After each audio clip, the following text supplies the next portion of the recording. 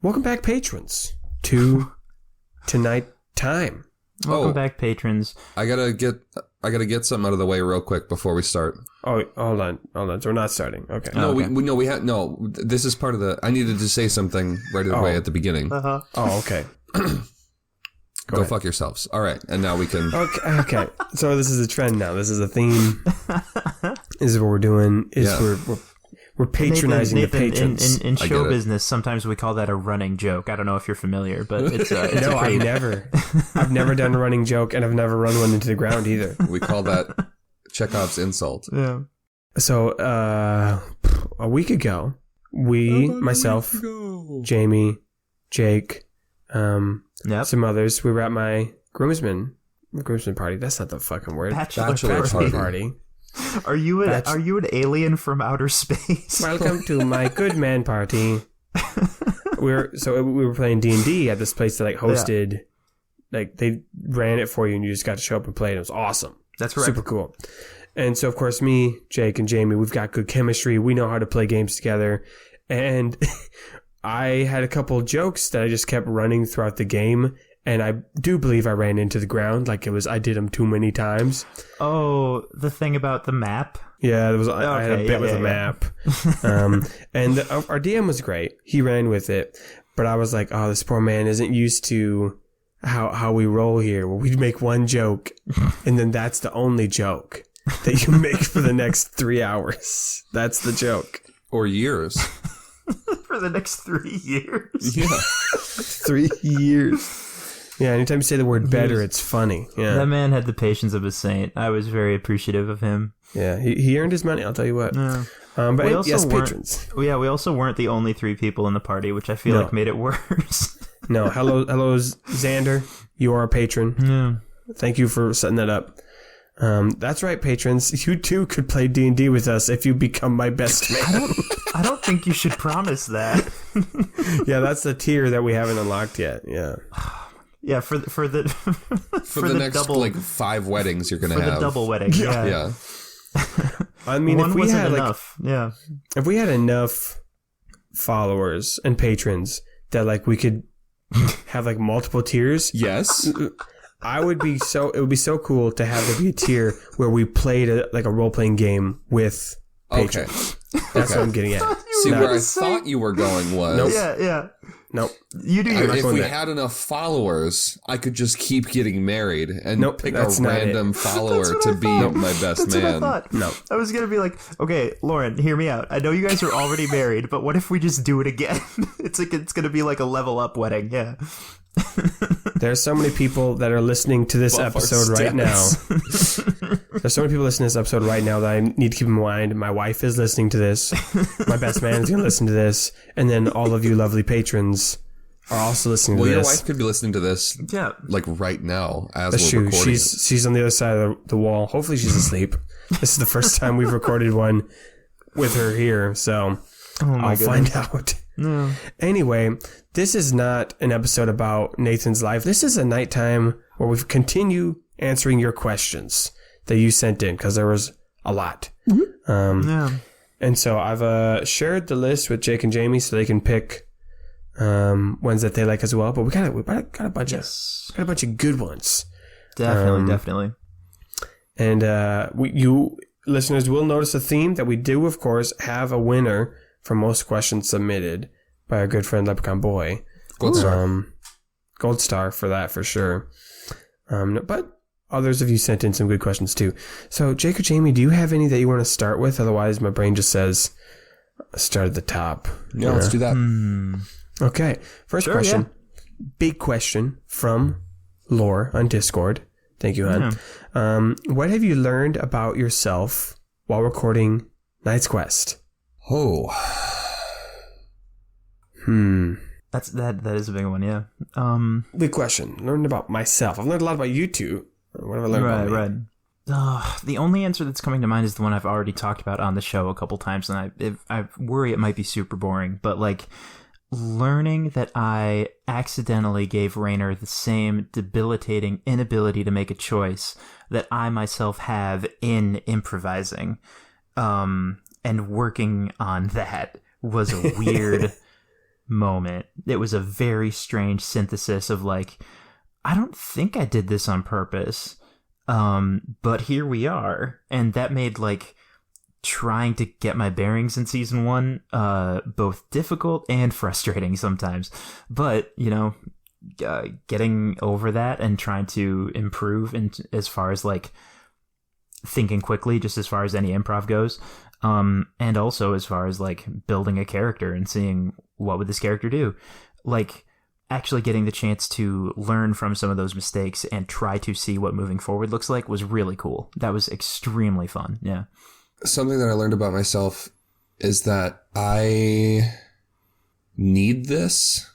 In both like Knight's Quest specifically, but like I don't have many other creative outlets. And when I was in college and I had something to do every day, and I was going there for theater and I was doing rehearsals all the time, and I was doing creative things, I was not aware of how much that was like a necessity for my like mental well-being. And so having this has allowed me to flex those creative muscles in ways that I would not be able to if Knight's Quest was not a thing. Right. And it's really fun, like legitimately fun to be flung into, and sometimes fling myself unintentionally into, all of these bizarre situations and characters. And also I learned that I'm like weirdly okay with dating Nathan every other day. Here's another example. We're just going to keep bringing it up. Joke to the ground. I don't initiate it. I want to be very clear. Hold on, I need to go through all of them. Yeah, you don't have to. You can. Some of them were planned. You don't have to. Yeah, okay, maybe. Yeah. Man, there's a lot of things. I think a small one is I've noticed a lot of my speech patterns through editing the audio. There's a lot of sounds that I make when I start talking, and I cut those out. So you might be like, Nathan, you don't do that. It's because I cut them out, because I hate them. My ums, and the way I do that, I do a longer and to give myself time to think. I've hyperanalyzed my speech. It's annoying. I'm kind of surprised you hadn't done that already through debate. Well, you don't get to hear yourself back quite as clearly as when you're editing the audio, and you can see the waveforms. Like, oh, there's an and. Oh, there's a. I'm just going to cut that out right away. Versus debate and speech, you learn a lot about your speech giving from critiques and comments you get from judges, but not that specific. Not from listening to over 100 hours of yourself talking and cleaning it up. This is going to be a really confusing question for the listeners, because you're going to talk about all this stuff that you hate about, and then it's just not going to be there because you've already deleted it. I might leave a couple in just because I miss them, or I'm lazy, or it adds to the moment. Like maybe I want to show, we're thinking about this moment more, or the actual pauses added some weight to that scene, then I'll leave it in. Sure. But if it was like, nah, the episode recording was too long, so I just need to cut out as much filler as I can, then I'll cut those things out, which has been a lot more lately. A lot of our recordings have been a lot longer. So I'm excited to have those be shorter again. Yeah. But on a personal level, I've relearned how much I like to be in control. I've always known that, but that was cemented through not just my characters, but just the way we run the show. But I also really love surprising people with stories. Like there's people I know in real life. They're like, oh, Nathan, tell us what happens. I'm like, I'm not going to tell you. I want you to experience it through the story, through the medium. And seeing people's honest reactions to that gives me a lot of joy. Right. So that's something I've learned about me, that's a fulfilling thing for me, is for people to give me their live tweet reactions as they listen. That excites me. Absolutely. I really liked being able to pretend that I was competent. I learned that about myself, that I enjoy feeling competent. That's always a good feeling. Yeah. Okay. Jake and Jamie, you want to pick the next question? Are we just going down from the top, or are we hopping around? We can hop around. Or unless you want to do the next one on the top. I saw one that I definitely wanted to jump at, but I can't remember what it was. I'm super curious about this one. If you had to redo one part of the story, what would it be? By Leprechaun Boy on Discord. Ooh, okay. That's a super fun question. Which category was that under? Fun hypothetical. If you had to redo one part of the story. Oh, I remember writing that question down on the list and I had my answer, but what was it? I think I mentioned this in the last one. I would want to redo the Leroy turn, / killing Quiz. I think it turned out okay, but in retrospect, I think it could have been even better. Interesting. Okay. I don't know. That was one of those things I wasn't 100% satisfied with. I am a little surprised by that because that sticks out as such a powerful moment for me. Yeah. Yeah. Are you talking about the mechanics of how it happened or what? Yeah. With the full dice and the. Oh, okay. Leroy, for me, it felt like that whole time from the moment that he betrayed them originally to the end, he was way too waffly. He wasn't okay. Oh, I'm bad. Oh, I'm good. He was I don't know what I am. And that was just that felt really messy for me. And maybe that came across good for everybody else, and that's great. So, but if I had to redo something, I think it might have been that. Sure. I can't think of anything in particular that I would want to change because I thought it would be better if we did it differently. But there are a couple situations that I would be very curious to see what the story would look like if we did it. If we oh, sure. Yeah. Mirjik Raynor. Mm-hmm. Or if Conquest stayed a thing or didn't leave Coasterine, there's what ifs of these dark timelines that I would love to explore. Yeah. So more totally different story outcomes, not just redoing a part. Right, but I mean, all it would take is one small change, and the story would have become vastly different. What if? Yeah. This is the Knight's Quest What If series. I mean, we could totally do that as a bonus stuff. Oh for my sure. Goodness. That'd be fun. Yeah. Probably Hidgety. I would just redo everything that I had Raynor. All of Hidgety. Jesus. So you would have Raynor do something, is what you're saying. Yeah, exactly. That's redo. That's the point I'm making, Nathan. You can't make a joke about that. I'm already there. I'm light years ahead of you.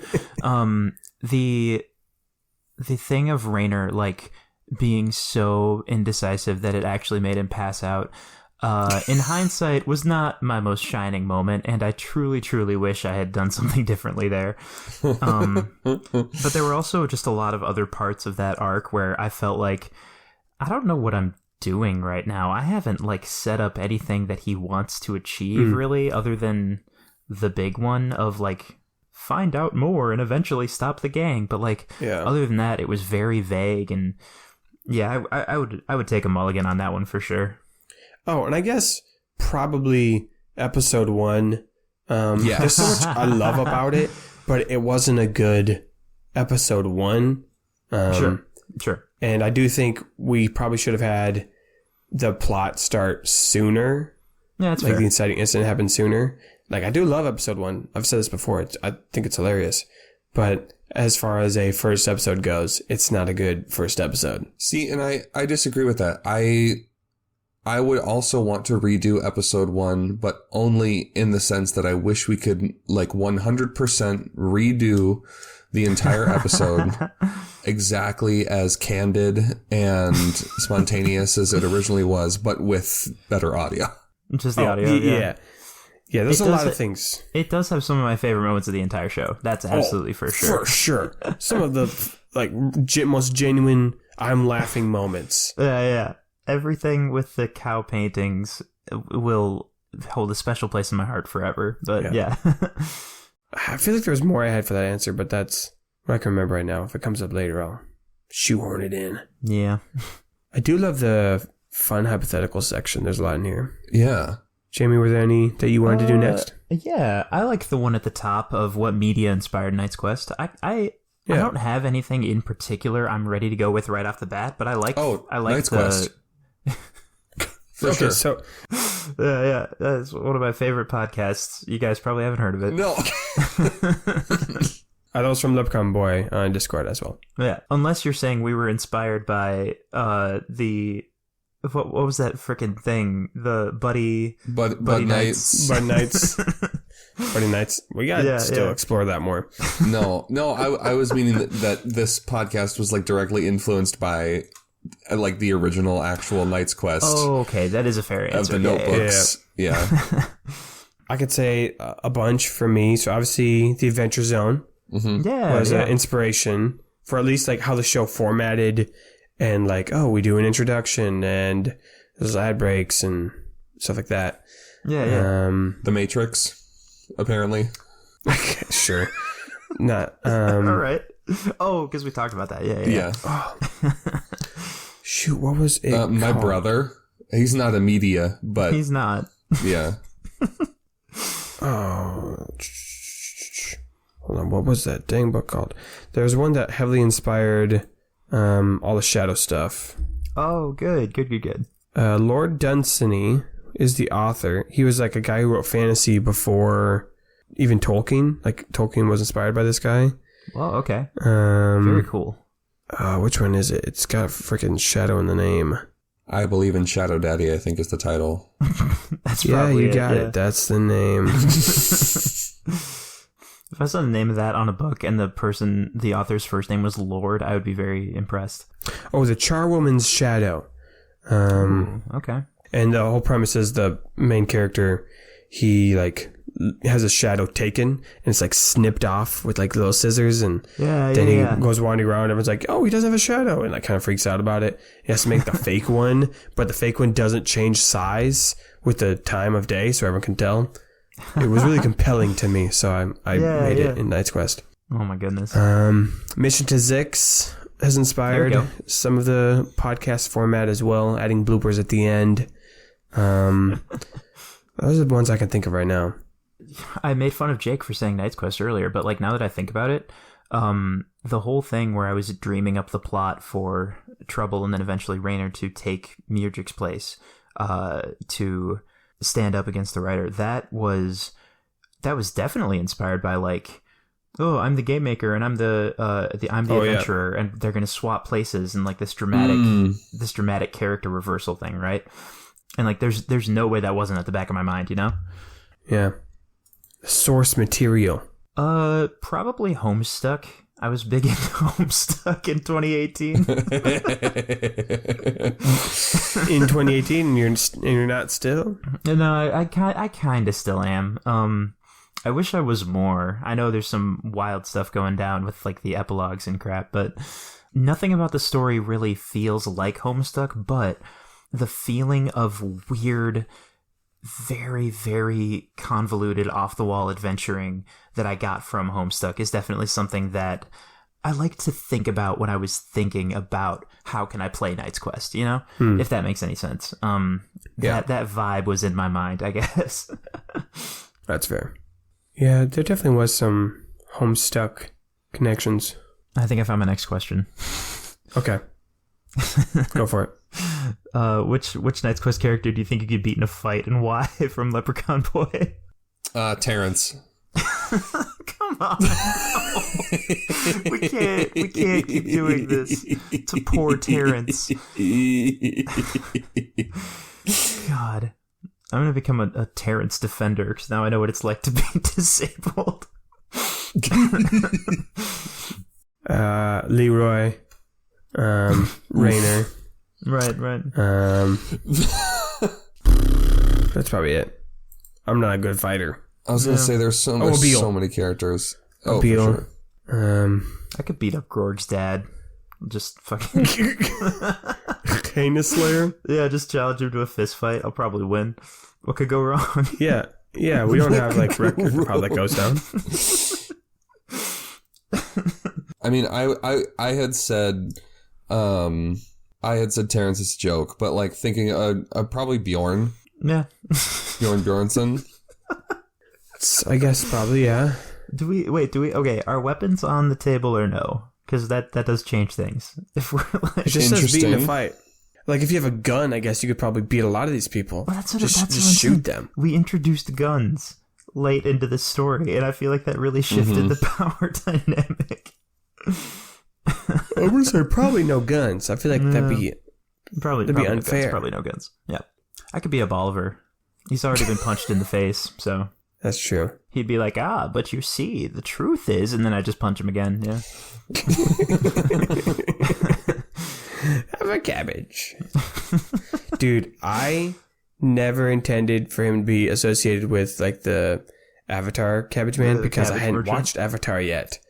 When I first created that character, I was like, oh yeah, what's like a random vegetable? I don't know, cabbages. Yeah.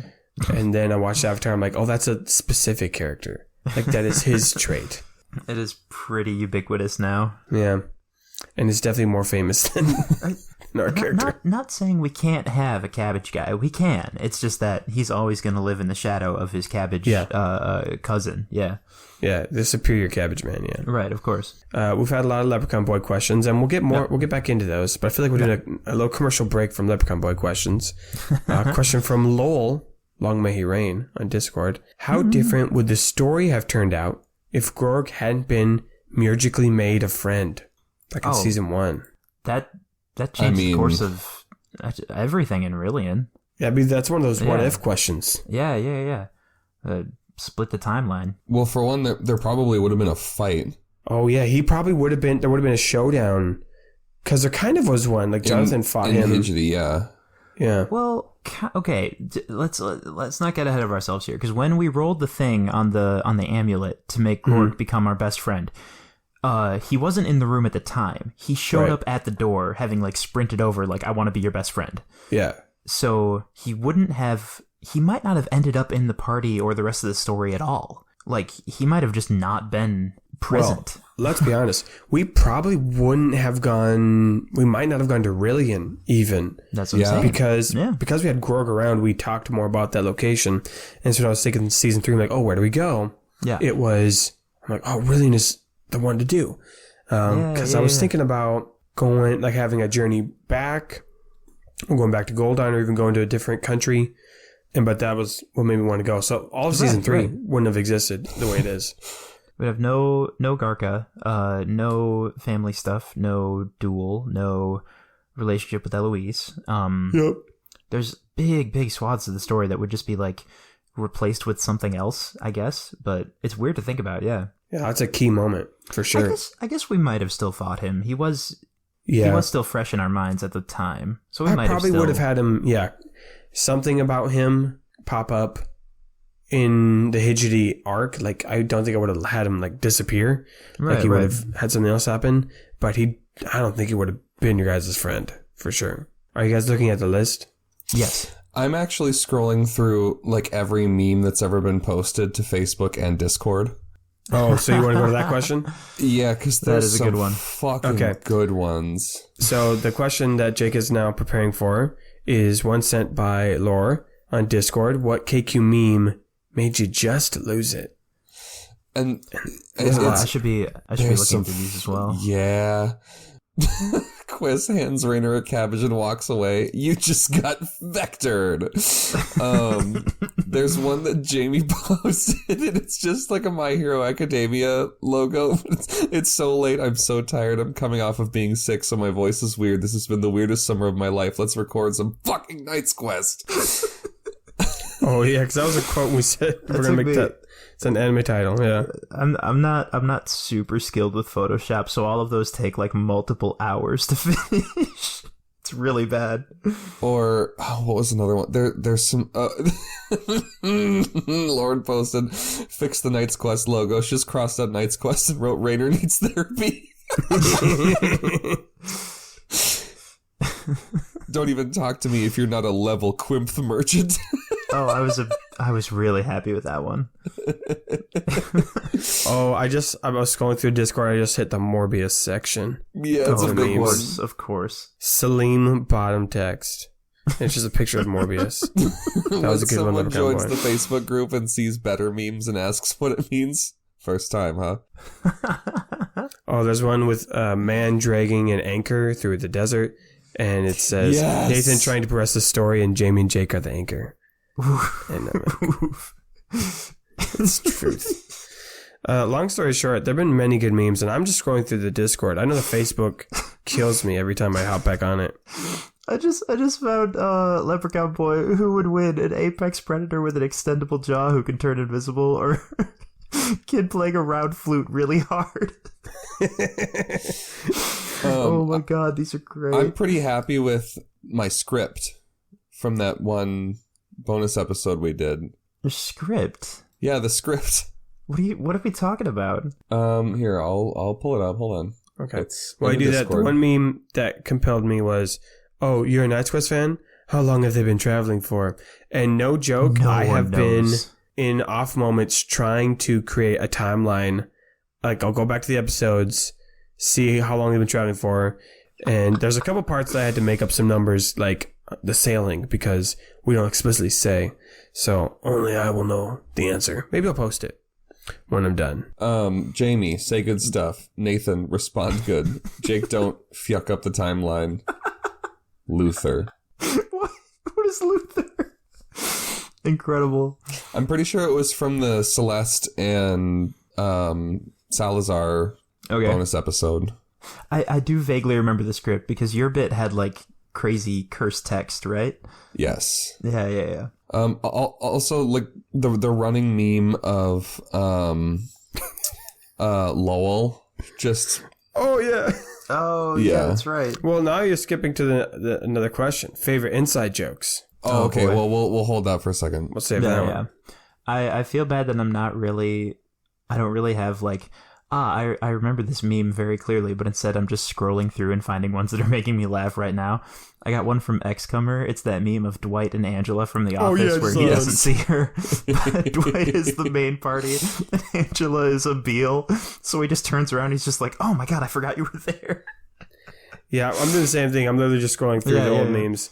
Long story fortune short, teller. I see a small apartment. I see you alone, and a lot of blue. Jesus, that's a lot of blue. Basically, we love all the memes, so They're keep so making good. more memes. We love the memes. They bring joy. Please, they sustain us. Okay, let's do the next one then. The writer, why can't you just be normal? Murgic screams. I'm also realizing it is very difficult to describe memes over audio. It's not easy. Patrons, you all have access to the Discord. Just go back and look at the old ones. They're funny. Friendship ended with conquest. Now Salim is my boyfriend. Also, if you haven't gotten on the Discord, you should. Neil. Okay, there's good stuff on there. I'm a big fan of Inside You, there are two wolves, and it's that picture of like the cool wolves in front of the moon, but both of them are labeled Jame because I completely I totally forgot about Jame. Jame. Oh, man. Maybe for the best. Ooh. Okay, favorite inside jokes. Let's do that one next. We can't just scroll memes for the rest of this episode. Throckmorton. Throckmorton's a good one. Holding hands gets me for some reason. Yep, that's a good one. I don't know why. That one just kills me. We're holding. It shouldn't In even that be same that way, funny. Yeah. Dick to dick is also Right. Dick to dick. As we said, Lowell, not being able to look up things on the phone because he was driving, and then that having to change because then he was on the bus. So then the joke stopped. Yeah. And of course, we're talking about Lowell Algernon periodic table of rights or periodic table of elements. I can't put his full legal name like that on the episode. You just I don't doxed him. remember why you decided that his middle name was periodic table of elements. Like I don't remember how that also became Algernon. a thing. I don't know, Yeah, man. that's I right, don't remember that's this stuff. It's been a crazy 24 hours. That's classic. That's a great classic, one. though. Oh my God. That seeps into my life, you know? I'll say that. Or like, I mean, there's one meme and it's just Lord Farquaad like pointing and smiling, and it says anytime somebody says better in real life. Yeah. I mean, like the blue for a while, like having people like better and blue together, like for so long in the series was just kind of like a hallmark. Yeah, oh yeah. I mean, that was pretty funny. And then we did it for 3 years. I think I might argue that Noble Mincer is the best running joke because for a long, long time, we kept joking about how he was gonna come back. Yes. And like, guys, wouldn't it be crazy if the show ended with Noble Mincer showing up again? And we're like, of course we're not going to do it. And then we kept going. And when we did bring him back, I was a little worried that like, oh, this is going to ruin the joke. The magic's going to be gone. But you know what? It's actually still pretty darn funny. Yeah. Well, what I love is like he coming back just in season 3. That was good. Him coming back for the finale was the result of a dice roll, a 1 in 100 chance. There was only one roll that said Noble Mincer comes back, and it happened. And that's hey. Also, folks, I have that list of all 100 things. If you want to see it, let me know in the Discord, and I'll share it. Because I want to see it right now. Can I? Okay, we're gonna do it right now.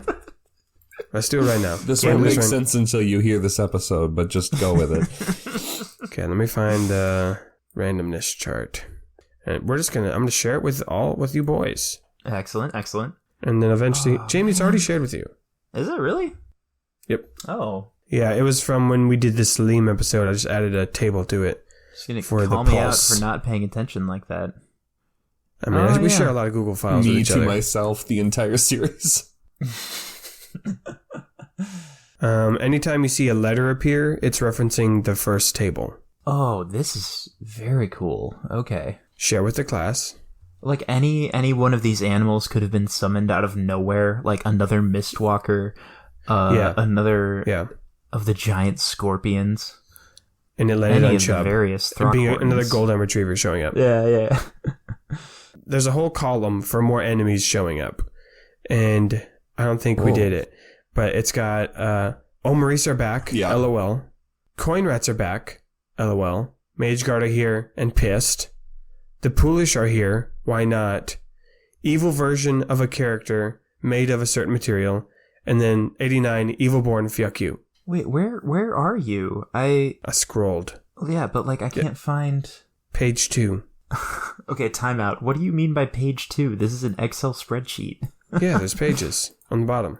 Oh my god, I didn't know that was a thing. Yep. Yeah, that's where all the pulse ones are. Wow. Oh, this is ridiculous. I made 100 different things. Oh, there was an option, number 90. Now you're fighting a dragon too. Basal Cool is here. Incredible. Azomite gas fills up the space. Wow. Oh yeah, there it is. All NPCs laugh insanely and then pass out. It's all there, baby.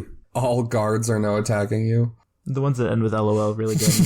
So I'll try to share this on the Discord. If I haven't, patrons just bug me and I'll share it. We could have permanently changed the ocean by accident. Stop. Okay, so JJ arrives. I have everyone loves bread, everyone hates bread, everyone forgets about bread, and then I have everyone loves Mort Johnson, the most Johnson of Johnsons. Most Johnson of Johnsons. From our Patreon episode. Yeah. Didn't he turn out to be the true identity of the slippery one? Yes, correct. Yes. Yeah. Who's still on the loose, as far as I'm aware. I don't know what this one means. Number 6 is just macaroni and cheese. I like that. It doesn't say what about it. Leaves a lot up to interpretation. Yeah, it's up to players' discretion what that means, yeah. Number 9 is your feet look like bread. That's how disturbing. it is right now? I'm a big fan of Lauren's wish, more frogs with cute booties. Yeah, I asked Lauren for one of the options, and that was what she wanted. Hey, Nathan, can we talk about number 5? No background music? Oh, yeah, until next pulse. Next pulse, just completely... If there had been music playing, I would have needed to just, stop it. Yeah.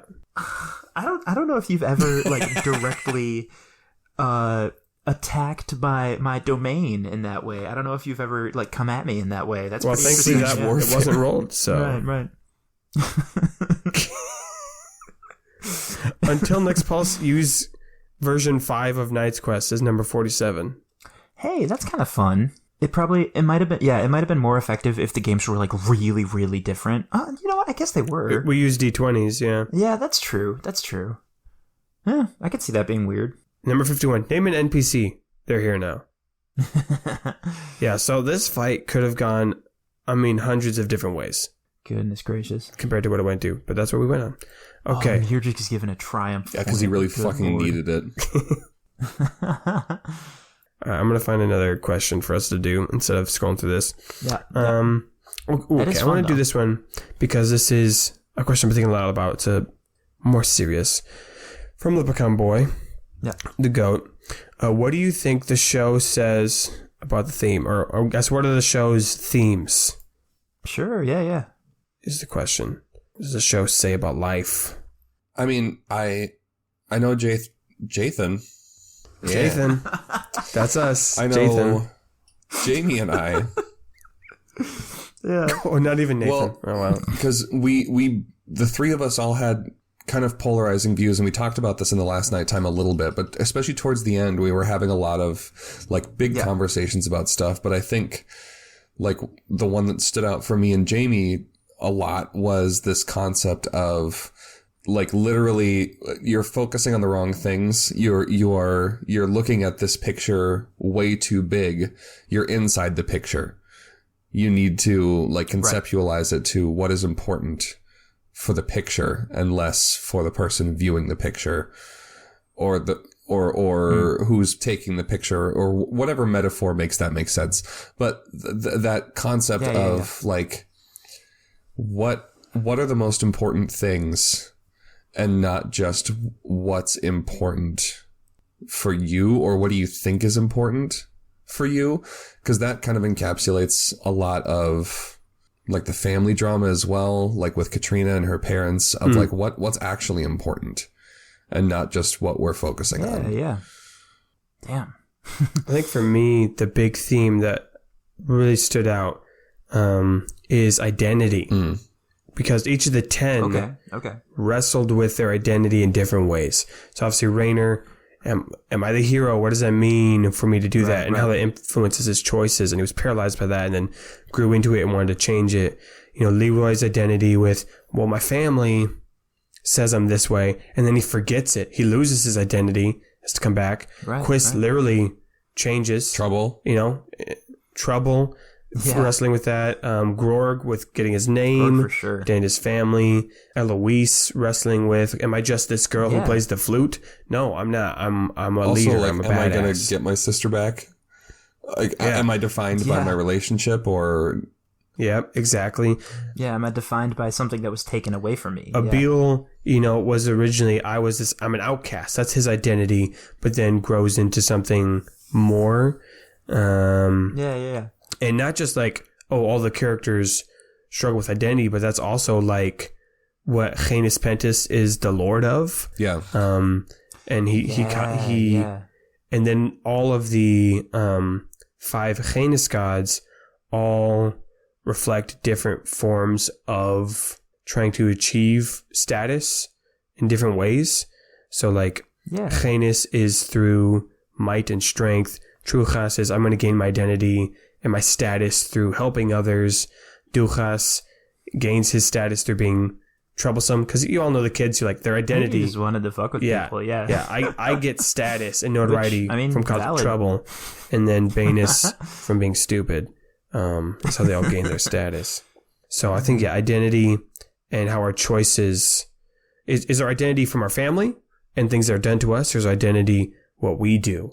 Is, I think, a huge theme throughout the show. One thing I really like about that take on it is that I don't believe we ever ran into a character who gave us their view on like the world or what life or identity is all about, where it was like, yes, they're definitely correct and there's no argument and this is our statement and we're very sure it's right. Like, I don't think that ever really happened. Yeah, it was an exploration of it. Yeah. Yeah. Every time we encountered someone or had a new idea ourselves, like every time we had another way of looking at this, it was just that. It was just another way of looking at it. And I don't think we ever really concretely said, this is the right thing to think, because like that's not what this is about, you know? And we wouldn't be able to figure it out even if there was something like that. We wouldn't be sure. The question is, are you like is your identity formed by your family and your past and what people say you are, you know, your status, your rank, or who you make yourself to be? This is a very Neon Genesis Evangelion conversation as well, because like the whole finale of that anime was this conversation of what makes up who I am? Like, am I a culmination of everybody's perceptions of me? Because my identity changes from person to person. Or, you know, what gives a person value or identity or, you know, purpose, that sort of thing. Right. That'd be huge for Raynor, especially like what he's expected to do and what he's been told he needs to do. Evangelion, we definitely should add that to the bucket of the earlier question of what media inspired. Well, not me, because I haven't seen it, but for you guys. Right. There's a lot of... I almost don't... Okay. There's so much Christian symbology in Neon Genesis Evangelion. But right? There's no reason for it. And I want you to know that going into it, because I think you would find it very compelling, and I don't want you to overanalyze it. Because literally the creator was just like, yeah, I think Christian symbology is fucking rad.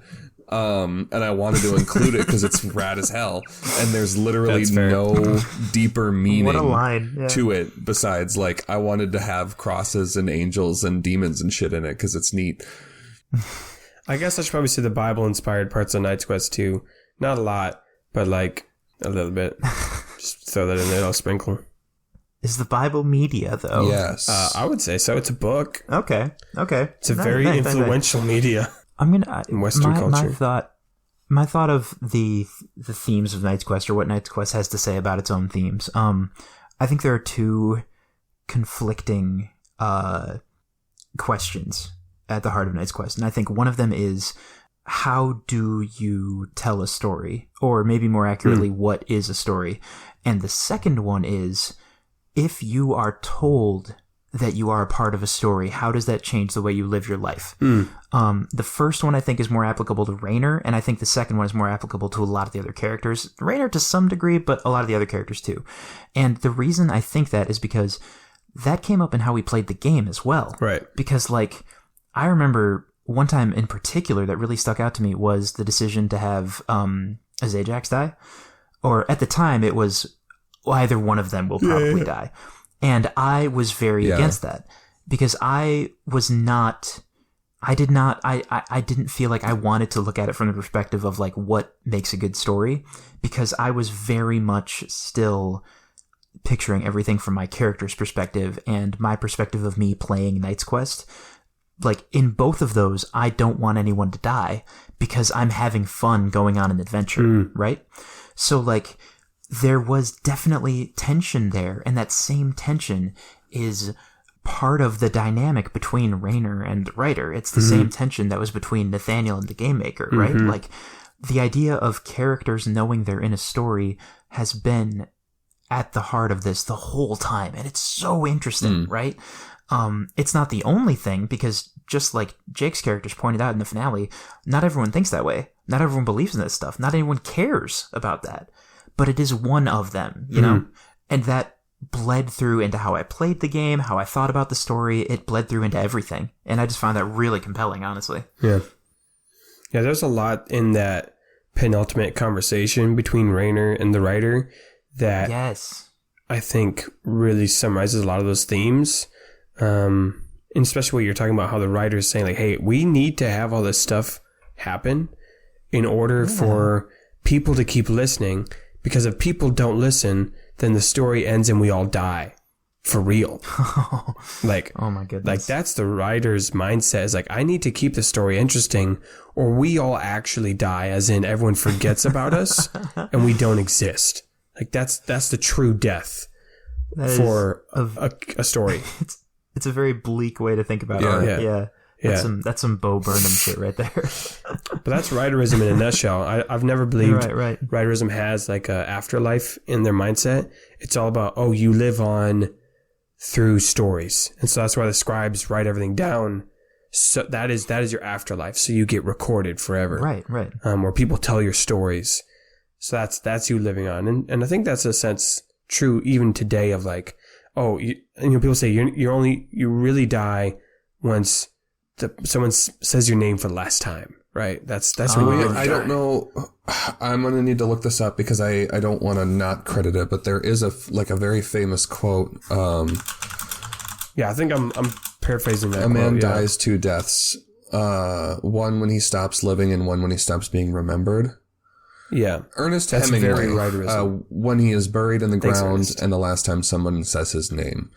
In some ways, men can be immortal. Oh, boy. Well, Ernest, you haven't died that second one yet. Good job. So yeah, that's writerism for sure. Yeah, we're veering dangerously close to like one of the things I'm genuinely terrified of, so I wouldn't mind jumping to another question. Wonderful. Let's do a silly one. Entropy. Entropy. Yeah. From lore, But fuck, also, marry, it's kill, okay to be scared Leroy, Johnny about Boy, and Rayner. things you can't control. Sorry, we're doing this one now? Yep. I'll say it again. Fuck, marry, kill, Leroy, Johnny Boy, and Fuck Rayner. Jonathan, marry Rayner, kill Leroy. Hold on, say it Gotta again. kill Rayner. Say it again. Fuck Say it Jonathan, again. marry Rayner, kill Leroy. I gotta kill Rayner. Just get him out of here. We're done. Yeah, I definitely We're think it's done. got to be. Fuck. Well, I remember when I first read this question, I thought about it in the shower, like genuinely. Did you? Did you I know? did. I was like, I want to give a good answer for this. Amazing. And I think my initial thought was, fuck Jonathan, marry Leroy, kill Rayner. All right. But then I thought, I think I would marry Jonathan. Because I think he would be the most adventuresome, and we'd have some troubles. Okay. But I think we'd get through it. And then it would be, I don't want to, I guess I'd probably, man, this is weird to say, fuck Leroy and kill Rayner, I guess. It's kill Rayner every time. No, there's no way we could answer this. Killing Rayner all the way down. Uncomfortable. Yeah. I feel like Leroy would be like a cuddler. Leroy would be. Yeah, it wouldn't be the night of your life, but it'd be nice. No, I'm saying that in a good way. He'd be like careful to make sure you're doing all right, and he would like have food ready for you afterwards. Yeah. I just don't think I could be married to Leroy. I just don't think I could do it. I guess I'm also saying marry Jonathan. Yeah. I don't want to marry any of them, to be honest. But in the parameters of this question that my wife has asked me, yeah, and you too. Good Lord, I truly have never had this thought enter my mind until now. So this is a surreal moment. Yeah. Would you fuck yourself? Is the question. And you said no. You would. I was going to say I can't say that. I'm told to often. So. Right. This is a dangerous question. I think we should move on to the next one. No. Okay. Everybody knows that Rayner's from that. Everyone knows Rayner's not going to be good at sex. Would you have sex with yourself? Okay, that's a different question now. That's what I said. Nothing to do with Knight's Quest, and we don't have enough time. Okay. Well, just think amongst yourselves and figure that out between you and your god. Okay. Simple, fun one. What is your favorite bonus episode? Celeste and Salazar for sure. So you're including Patreon choice. in that then? Excellent choice. Yeah.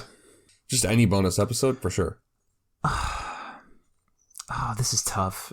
I also wish I could magically have a list of them out in front of me, because I don't think Nathan has ever written all them down just by themselves. I can read them off for you guys if you want. Do what you won't. Yeah, I will. I appreciate that very much. We got Bombadillo 3, Bat Dog Brork, 3-line Volume B, 3-line Volume A, Quilber Quest, The Revolution. Oh, Quilber Quest. Number 1. Fear Below the Sands, Clog Crump Downing. What? Which was what I named the Weaving Dancers episode. Yeah. Storytime with Nathan. I'm not even in that one, but it's so good. Some Night Times. Bombadillo 2. I might have to go with whichever batch of 3 lines had Oh yes. Our dueling Fauntleroy. Yeah, we can't forget 3 lines. Second. That one is really and Smoke Alarm with Shadow Daddy. Whatever 3-line where we were criminals in an interrogation room. I want that to be a whole show. No, the one where we're brothers and they come up with the plan to pretend to be the cops. Yeah. Gold. That's really good. We also have the Slippery One shot, some Night Times, and then the Genji and Quilber Quest. Is all the Patreon episodes. Oh, the Quilber Quests are good. You know what? I have a more spicy answer. My favorite bonus episode is the one that hasn't come out yet because it is the second or third of the third original book. Ooh, it is the third. Fuck, okay, damn it. Okay, because third book club is good. Guys, I was editing that the other day. I know we've already hyped this up. I know we're already in danger of like overhyping it, but I cannot wait. It means so much to me from a truly treasured place in my heart. I listened to that and I'm so soundbite. excited. I like every other day. I'm not exaggerating. We listened to that on my fucking wedding day. Yeah. Yeah. We were trying to play it for people out of context. It didn't really work. It was so funny. Xander was there, and he's laughing because he knows Night's Quest. Yeah. My dad and my other groomsman, Kyle, who has never listened to Night's Quest, they're sitting there nodding. They're just politely, and we're all dying. We're like, this is so funny because it's bad. That's why it's funny. Is because it's bad. This is the height of comedy. He had to be there. I don't think I answered the question yet.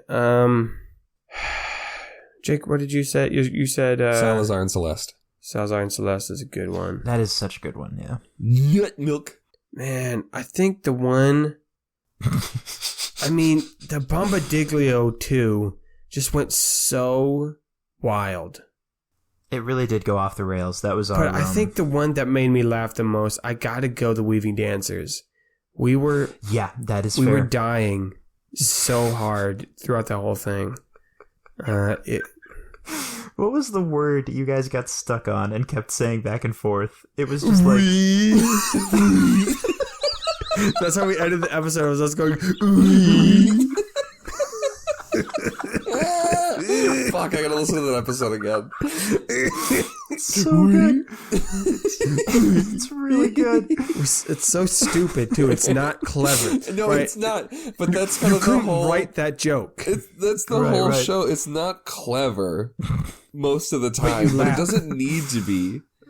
Yeah, we never promised that it was gonna be smart, okay? Yeah, there was no point did we say this is gonna be clever. We said it's not gonna be poo-poo pee-pee jokes, but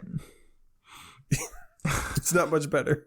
Oh, my Lord. Bouncing off of that, also from Leprechaun Boy, what do you have to say to anyone who's still in season 1 of the podcast? Oh, man. Fucking buckle up.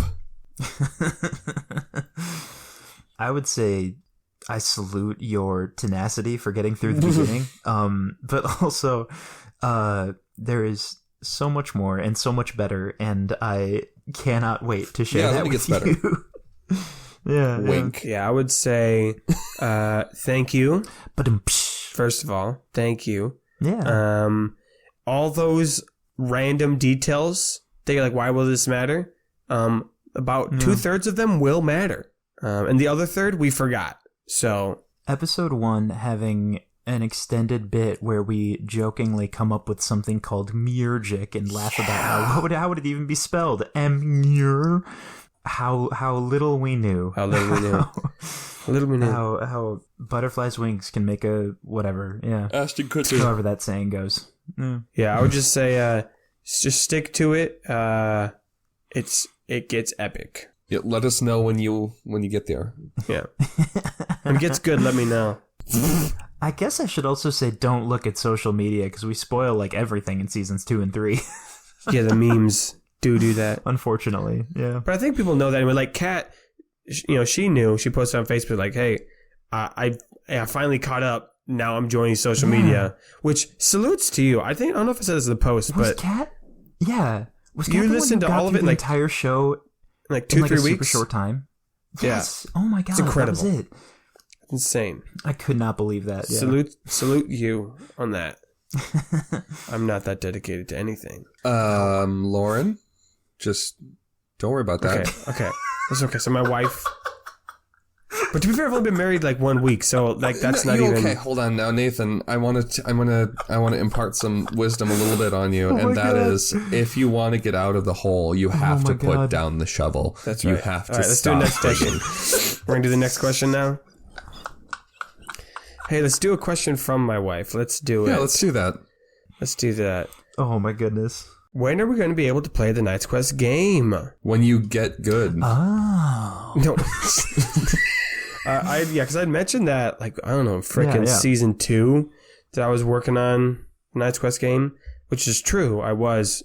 And then I hit a roadblock of writing all of it. Right. And not just writing all of it, but like writing the character creation. So like in D&D, there's this chunk where it's like, hey, here's stuff about all the different classes and races. Oh, yeah. To help you build it. Yeah. And I was like, oh, I have to like, I guess I wouldn't have to, but like I feel like I wanted to do that, and so that slowed me down, and then I kind of stopped. This is why we need the wiki. Right, that's why we need the wiki. Yeah. But really, we don't have any formal like classes in Knight's Quest, and I don't think I won't make any. I think that's the fun is you kind of like pick and choose your special moves to create your own character. Yeah. But I do want to have, right. Hey, you're just starting for the first time. Here's something you could, like a pre-made thing.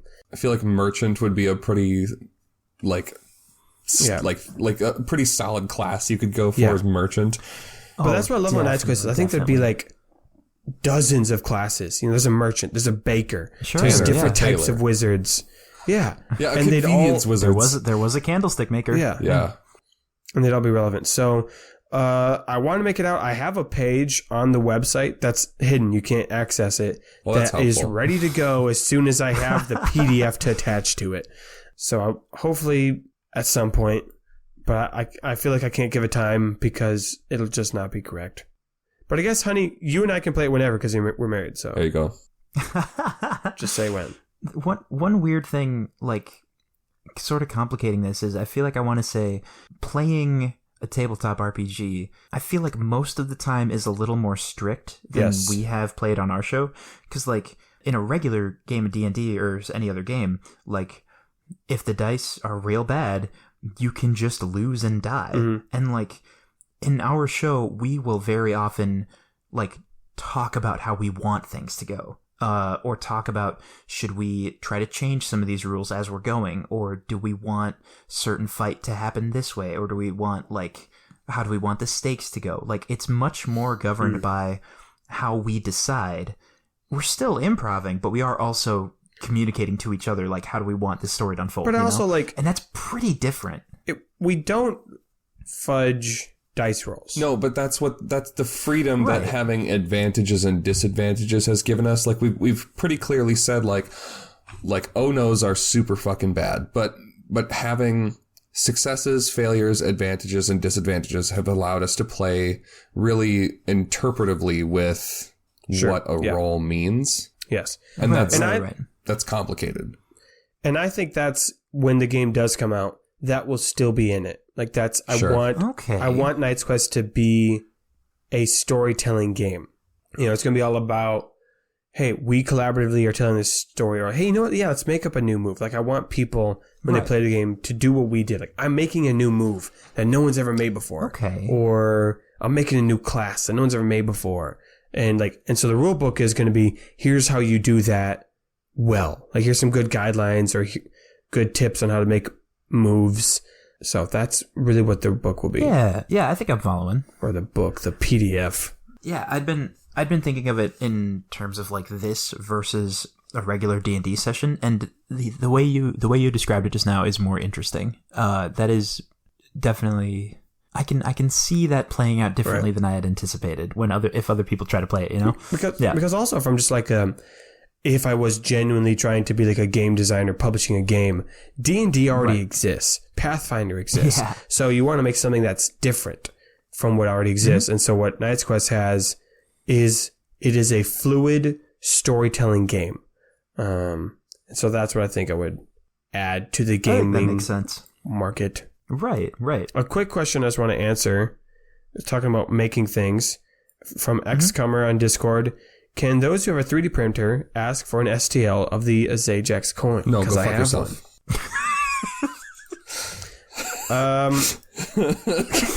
It's a great question. So I don't know I don't know how to answer that one because it's tricky. So that picture, so the STL file was originally a picture, like a 2D picture that I drew. Then it was turned into a 3D render by Jake's brother, right?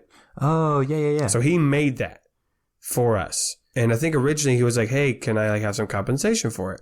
And we're like, bro, we ain't going to really make any money from this at all. Which is true. We haven't really sold any of the coins, like a couple, but not much. And so it's one of those things where it's like, on the one hand, if I had made it, I'd probably say, yes, take this STL. I don't care. Make it free. other than the fact that, I want to Gotcha. sell the things to support the show. But for patrons, I'm like, sure, why not? Right? Yeah. I'm but I going to didn't say, make it. I've talked to Ian, and I think if people have a 3D printer and they want to do it, just do it. Like, Okay. So, XCOMer, I'll try to find a way to share that STL with you then. Again, one thing about me is I say things and then forget. So if you're listening to this episode and you're like, bruh, where is it? Bug me on Discord and I'll send it your way somehow. But yeah, 3D printers, they're cool. I got 2 of them. weird flex, but okay. It's a hobby. I have another quick question. If we were done, I that's kind it. of That's the end interrupted of a that little question, bit. Okay.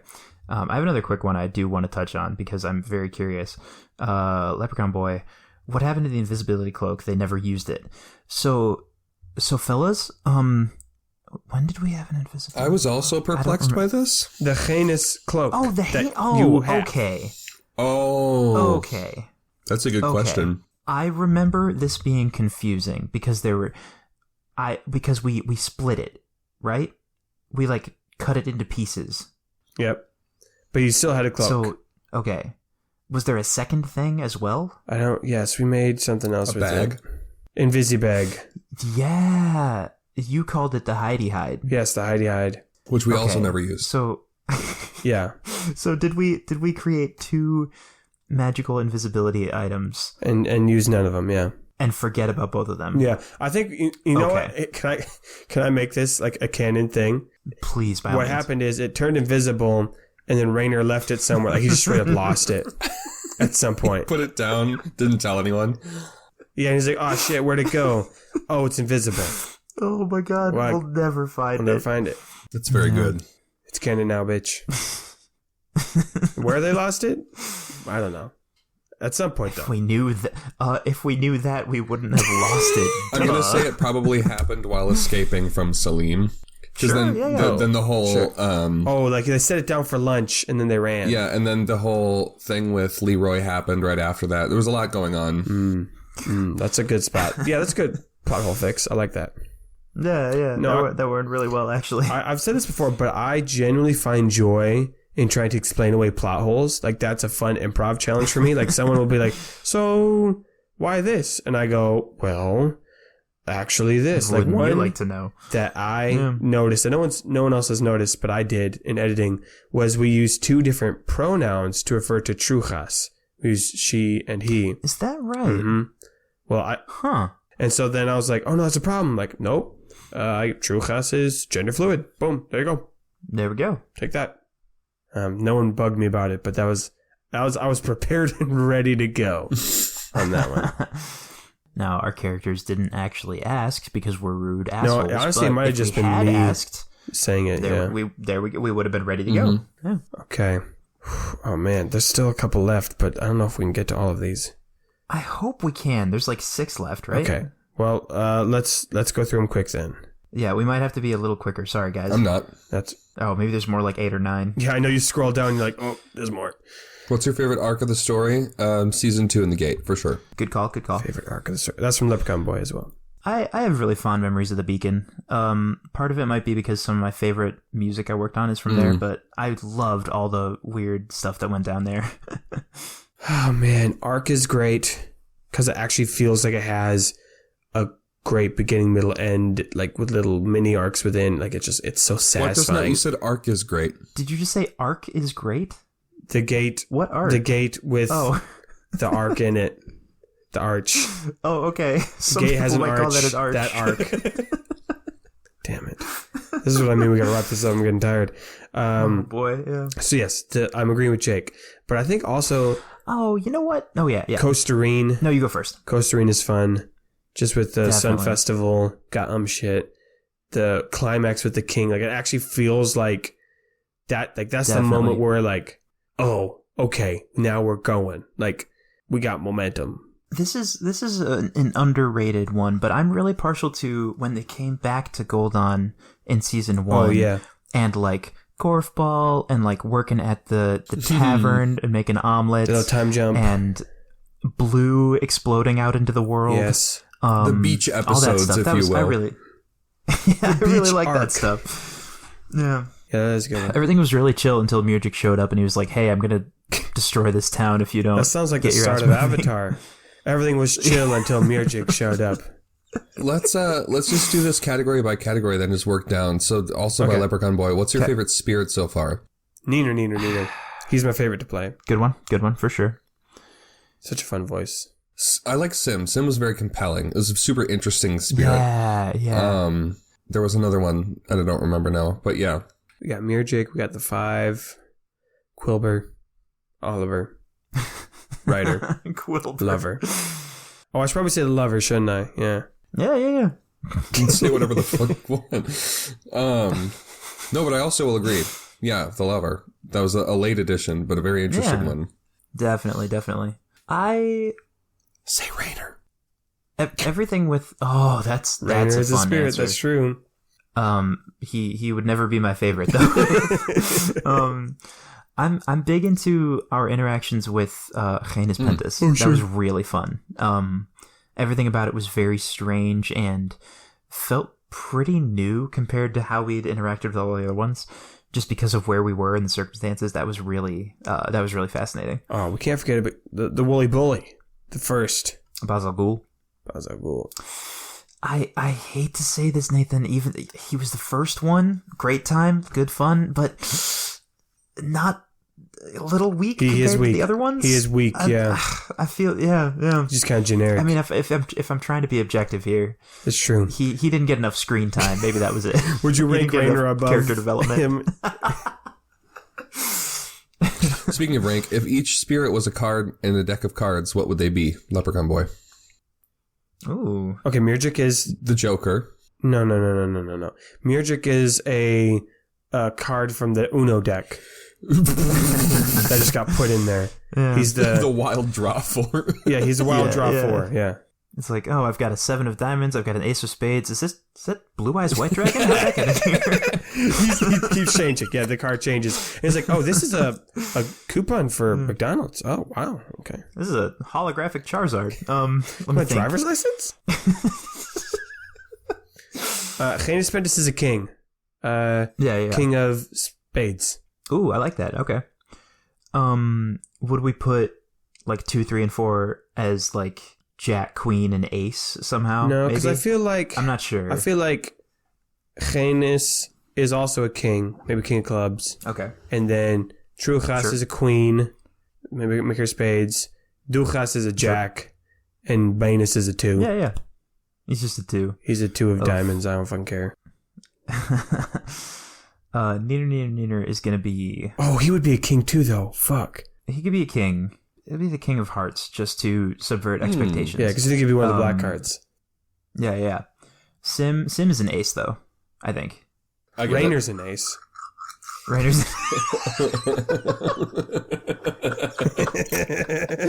Oh, god damn it.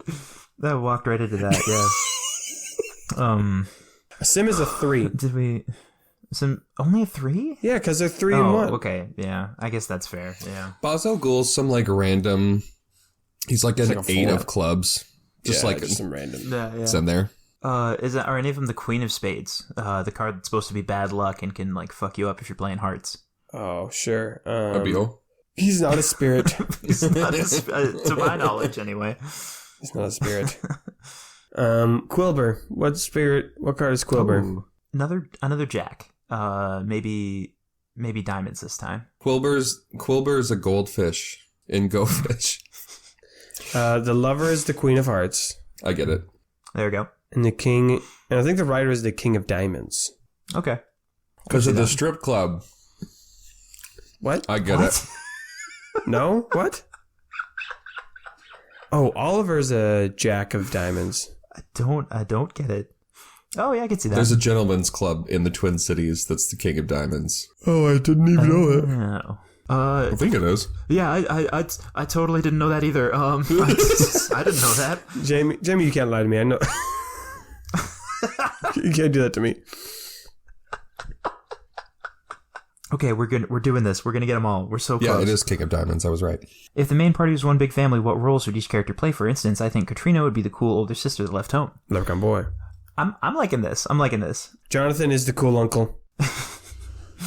I like that. Leroy is the youngest. I'm going to go Sure. Eloise and Gorg, mom and dad. Okay. All right.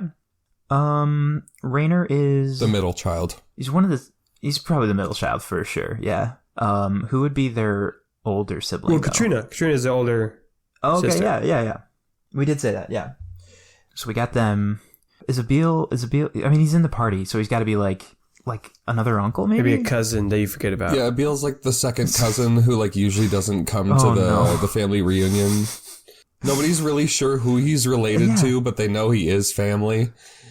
Yeah, and everyone was like, "Oh, he decided not to show up again this year," but they don't realize that it's because nobody invited him. Everyone assumed somebody else did the work of inviting him. It's really tragic, honestly. Too real.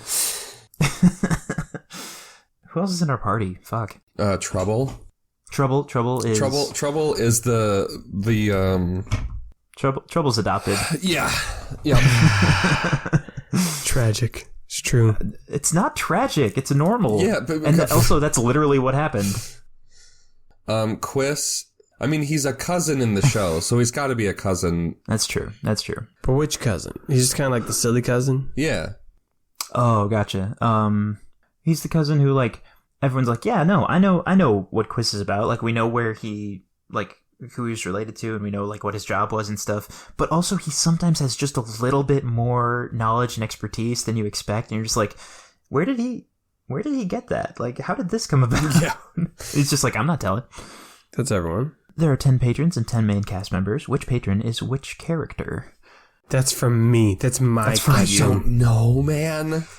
See, I don't think I have a list of everyone. I just made it, and perfect. I also thought about this because it's my own freaking Well, question. then I think you should Thank you so answer much. it Thank you so because much. I don't fucking know. I wasn't prepared for this. Okay, so How can I see this list? okay, so we got first of all, it's on Discord, so you do have a list, Okay. except for one person who hasn't joined yet. That's your brother. So is it just under... Okay, so is it everyone who's offline at the moment? Is that right? Yeah, it's just that whole list. Yeah, Okay. I'm torn. Okay, who would Leprechaun Boy be? He's obviously the most important member of our Discord, but I don't want to make him Rainer. Why I not? think that's mean. I think he's a Leroy. Okay. I'd stand by that. Ducklink, who I know personally, you are Rainer because you make music. Hey, all right. Work with that. Neil is Abil because they sound similar and everyone forgets about him because he is not on the Discord. Laura is Eloise and Kat is Katrina Okay. because the name is the same as Kat Katrina. There you go. Sure. Is Lowell gonna end up as Jonathan? Because that'd be great. I don't know if he's Jonathan. I feel like There's not a lot left, yeah. we got Jonathan, we got Grorg, we've got Raish.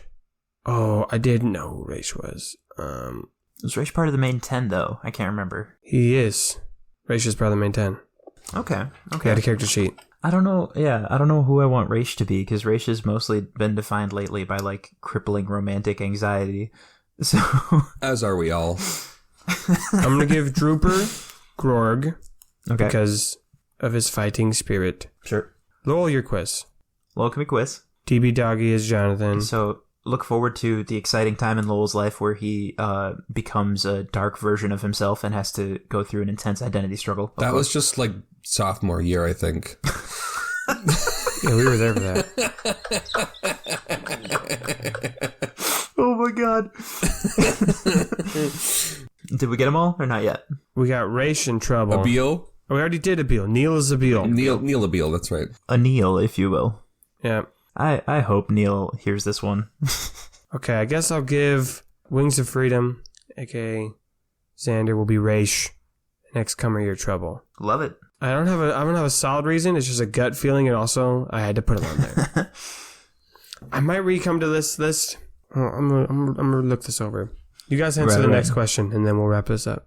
In the past, I think you guys did an episode where fans were the voices of characters. Would you do that again? Why or why not? Lauren.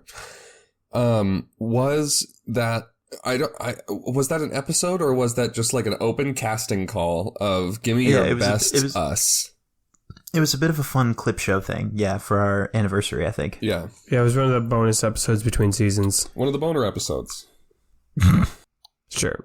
Would you do that again? Yes, Absolutely. The only why or why not, as far as the only reason I would hesitate to say yes is because I had no part in editing that, and I have no idea if it was a nightmare or not, because there must have been a lot of like stitching everything together and stuff, so I can't really speak to that one. Nathan? It was fun. I enjoyed it. Potentially would do it again. I probably wouldn't do it as the weird format that I did of like having it being a fake cast call. But I definitely did enjoy hearing people's voices because fans are like, oh, I didn't know your voices. And some of them I thought were actually like really funny. We have a whole take that has not been released that was sent by Jamie's brother. That is, I thought it was in the episode. Was it not? No, that was just for us. Oh my god, that has not been shared publicly. Oh my god. And that one is some next level. I might still have that in my iTunes as its own file. It's pretty wild.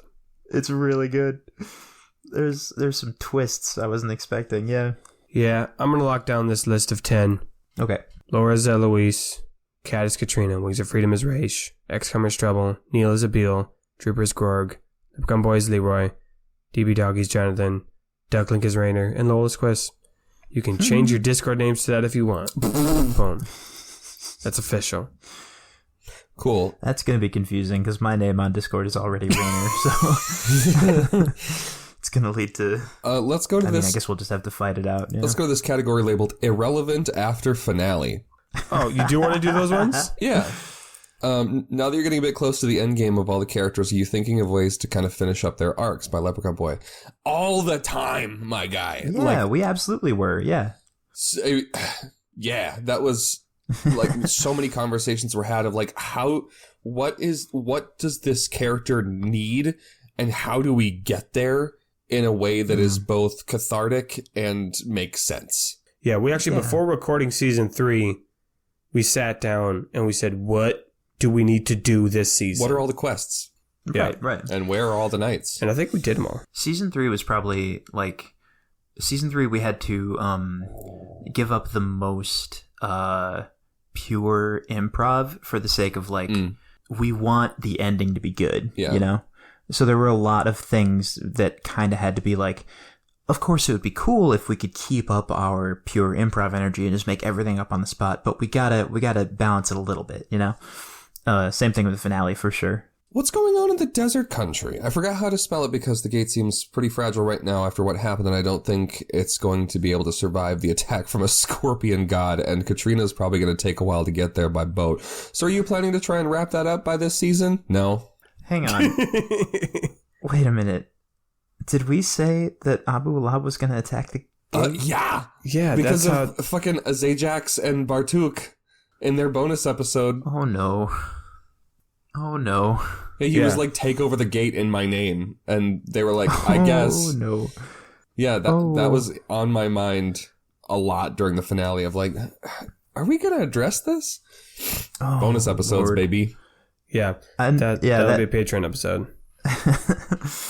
I know I've already said this, but like Leprechaun Boy remembers the plot of this show so much better than I do. Last question. I'm personally am very excited about this one. If it hasn't been clarified by the end of the series, which is likely, who is the assassin shapeshifter? What's the deal? Will they show up in season 4 because they are cool? Leprechaun Boy. First of all, thank you. I agree. I don't know what the deal is. I don't know who the assassin shapeshifter is. I don't know what their deal is. Will they show up in season 4? The spook. Maybe. The spook.